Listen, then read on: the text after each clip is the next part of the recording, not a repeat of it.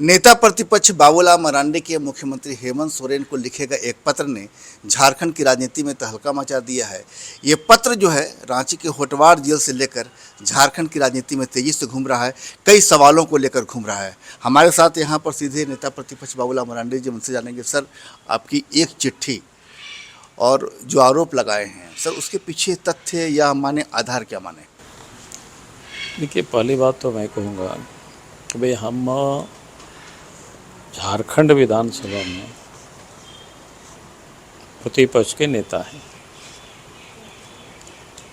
अगर हमारे संज्ञान में कोई भी बातें आती है तो हमारी तो कोई जांच एजेंसी है ही नहीं, तो हमारा दायित्व क्या बनता है कि भाई सरकार को इन्फॉर्म करना, सरकार को सूचना देना। तो सरकार को सूचना देने के का क्या माध्यम हो सकता है? लिख करके चिट्ठी। तो हमें जो जानकारी मिली कि रांची के केंद्रीय कारा जो होटवार जेल है, वहाँ पर एक क्या बोलते हैं, नशीली पदार्थ का जो तस्करी होता है उसमें पकड़ी गई एक लड़की 2025 के में ही गिरफ्तार हो गई, फिर उनको जेल भेज दिया गया। अब जो जानकारियाँ मिल रही है कि उन लोगों के साथ जिस प्रकार से शारीरिक शोषण हुआ और उसके बाद जांच हुई, जांच में पॉजिटिव पाया गया, और ये सारे बातें अखबारों में भी छपा है। कल तो मैंने चिट्ठी लिखा, मैंने इन सारे बातों को नहीं उल्लेख किया था, लेकिन अगर आज आप देखें तो अप्रैल में ही प्रेगनेंसी रिपोर्ट पॉजिटिव आई थी। ये अखबार का रिपोर्ट है भाई। जेल के चिकित्सक डॉक्टर मुकेश कुमार के अनुसार महिला कैदी ने अप्रैल में जेल के अस्पताल में उबकाई व समय पर पीरियड नहीं आने की शिकायत की थी। डॉक्टर अपराजिता ने जांच की थी। प्रेगनेंसी किट से महिला की यूरिन जांच कराई गई, जिसमें रिपोर्ट पॉजिटिव आई। ये अखबार में छापा है भाई।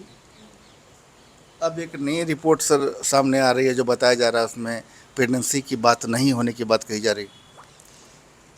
मैं वही कह रहा हूँ कि वो रिपोर्ट आया। अब उसमें से 2-3 बातें हमें समझनी है। ये जो महिला कैदी है, रांची के पुलिस ने 5 नवंबर 2025 को एनडीपीएस एक्ट के तहत उसको न्यायिक हिरासत में यानी बिरसा मुंडा जेल भेज दिया। कब भेजा? 5 नवंबर को। नवंबर, दिसंबर और ये हो रहा है मई, ज़्यादा तो कुल मिलाकर के 7 महीना करीब करीब, मैंने 6.5 महीना हो गया। ठीक है, अब 6.5 महीना होने के बाद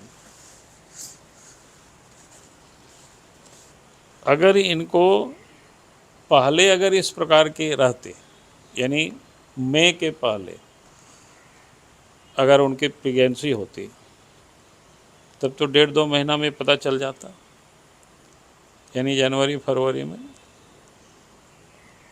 लेकिन उस समय पता नहीं चला। इनकी जब मासिक बंद हुआ अप्रैल में, फिर टेस्ट कराया गया, फिर पॉजिटिव आया। अब 2-3 इसमें से सवाल खड़ा होता है। जब कभी आप बिरसा मुंडा कारा जाइएगा तो महिलाओं का वार्ड बिल्कुल अलग है, सेपरेट है। वहाँ किसी भी पुरुष को जाने का कोई अलाउ नहीं है। ठीक है, वहाँ अगर डीसी भी निरीक्षण के लिए जाते हैं तो किसी महिला अफसर को ही लेकर के जाएगा और महिला अफसर ही अंदर जाएगी। डीसी अगर पुरुष होंगे तो वो भी अंदर नहीं जाएंगे, वो भी बाहर ही रहेंगे। कहने का अर्थ है कि इन जो 5-6 महीनों में वहाँ तो किसी पुरुष का कोई एंट्री हुआ ही नहीं है जो कि कैदी है। तो स्वाभाविक है कि ये इस प्रकार की मैंने प्रेगनेंसी होने की कहीं कोई सवाल नहीं पैदा होता था। लेकिन जब जांच किया महिला डॉक्टर ने, उन्होंने पॉजिटिव पाया और इसके बाद लोगों की वहाँ भाग दौड़ शुरू हुई, कैसे मामला को दबाया जाए, कैसे उसको रफा दफा किया जाए, यहीं से खेल शुरू होता है। और उसके बाद जिसकी वो कह रहे हैं कि भाई अब नेगेटिव है रिपोर्ट, अब ये रिपोर्ट कहाँ का है, अब इसको देख लीजिए कहाँ का है। कैमरे पर दिखाइए। ये रिपोर्ट में क्या है सर? अब क्या है वो सब देख लीजिएगा, हम इतना अंग ये सब रिपोर्ट मेडिकल तो नहीं जानते हैं, लेकिन जिसकी लोगों ने कहा है कि नेगेटिव है। अब ये नेगेटिव रिपोर्ट आया है कब? 17 तारीख को, अर्थात जब बाहर मामला आ गया और अनन फनन में इसकी, जब इनको वहाँ से लोग प्राइवेट हॉस्पिटल में ले जा रहे थे, तब मेरे पास सूचना आई, तब मुझे जानकारी मिली। आप सब लोग जानते हैं सामान्यतः कोई भी अपराधी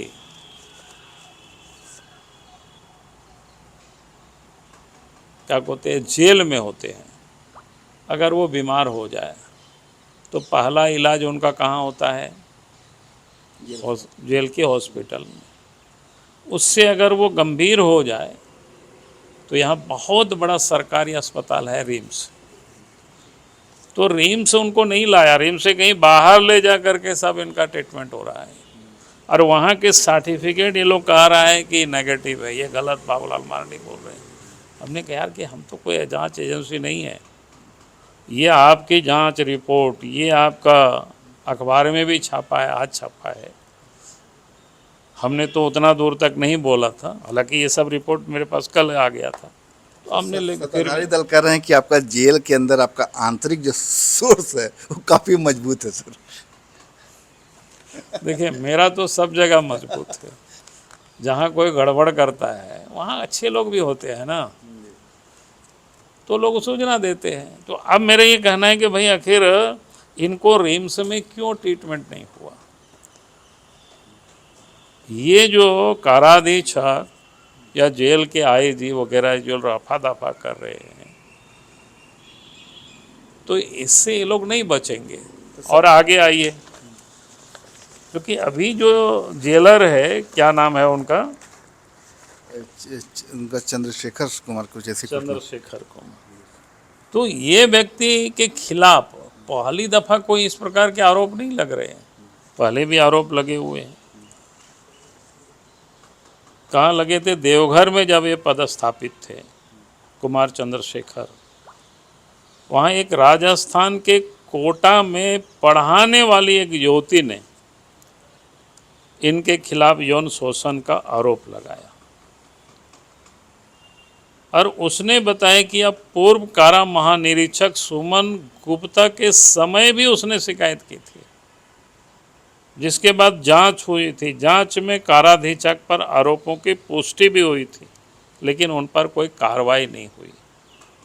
वह एक बार फिर वर्तमान कारा महानिरीक्षक वीरेंद्र भूषण, मतलब उस समय जो वीरेंद्र भूषण थे, उनसे मिलकर पूरी बात बताई थी।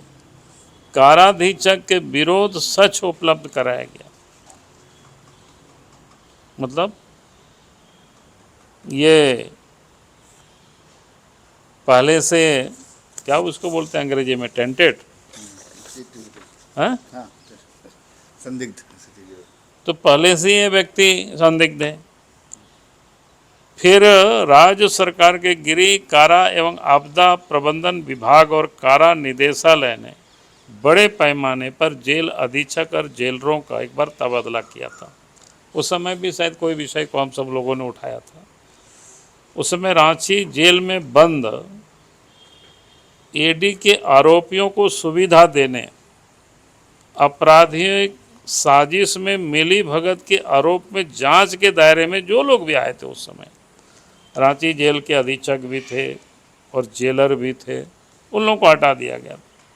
वहीं पर सीआईडी की रिपोर्ट में गैंगस्टर विकास पांडे को सहयोग करने में संदिग्ध कुमार चंद्रशेखर को भी, ये हजारीबाग जेल में उस समय थे, हजारीबाग जेल से हटा दिया गया। राज्य सरकार ने कुमार चंद्रशेखर का तबादला लोकनायक जयप्रकाश नारायण केंद्रीय कारा हजारीबाग से केंद्रीय कारा दुमका कर दिया गया। मतलब ये आसान नहीं है मामला। अब क्या चाहते हैं माने सर कि आपने जो इसीलिए पत्र मैंने लिखा कहा कि सरकार से मैंने कहा कि भाई ये व्यक्ति के ऊपर आपने जिस प्रकार से महत्वपूर्ण जगहों पर इनको पदस्थापित करते हैं, ये आदमी टेंटेड है, तो जेल कोई लोगों ने अयासी का अड्डा बना दिया है।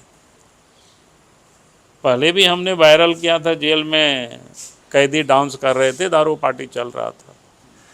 इसलिए मैंने कहा कि भाई पहले तो इनको चंद्रशेखर को सस्पेंड करे, वहाँ से हटावे और पूरे मामले को, और इससे जो लिपापोती भी जो कर रहे हैं आईजीपी, उनको भी सस्पेंड करे, हटावे।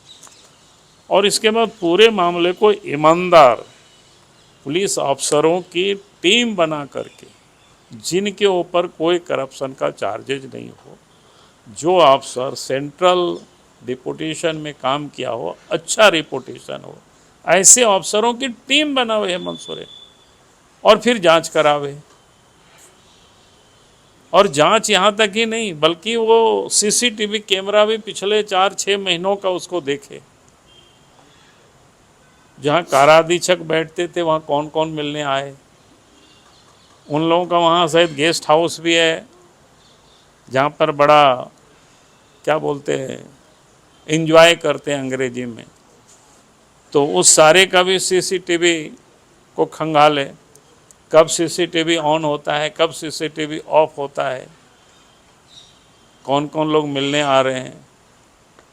तो इन सारी चीज़ों की जांचें होगी, और जो भी महिलाएं कैदी इंडिविजुअल जो जेल में बंद है, अच्छे जो महिला अफसर है, पुलिस अफसर जो ऑनेस्ट है, उन लोगों से इंडिविजुअल बात करें, तो मैं समझता हूँ कि सारे तथ्य सामने आ जाएगी। और हमारा क्या है, हम तो यही चाहते हैं ना भाई, जेल कम से कम अयासी का अड्डा नहीं बने, जेल क्राइम का जगह नहीं बने। जेल में लोग जाते हैं, क्रिमिनल एक प्रकार से सुधारगिरी ही समझिए होता है। अधिक दिनों तक किसी को सज़ा दी जाती है ताकि वो सुधर जाए। इसलिए आपने देखा कि कोई बहुत दिनों तक, लंबी समय तक जेल में रहता है, अच्छा आचरण होता है, सरकार उसको माफ़ कर देती है, रिलीज़ कर देती है, राज्यपाल करते हैं, सरकार करती है, राष्ट्रपति करते हैं, ये सब होते रहता है। लेकिन अगर जेल में ही वहाँ कुकर्म हो तो फिर लोग कैसे सुधरेगा? तब तो और आप अपराध की तरफ लोगों को आप धकेल रहे हैं, गलत कामों की तरफ लोगों को धकेल रहे हैं। तो ये गलत है, और मुख्यमंत्री को इस पर संज्ञान लेना चाहिए। तो नेता प्रतिपक्ष कुल मिलाकर रांची के बिरसा मुंडा कारा के प्रशासनिक तंत्र पर सवाल उठा रहे हैं। साथ ही कह रहे हैं कि इस पूरे मामले की जांच ईमानदार अफसरों से करानी चाहिए, ताकि जो भी इसमें दोषी अधिकारी हैं उनके खिलाफ कड़ी से कड़ी कार्रवाई होनी चाहिए। संजय कुमार सिन्हा, न्यूज़ 18, रांची।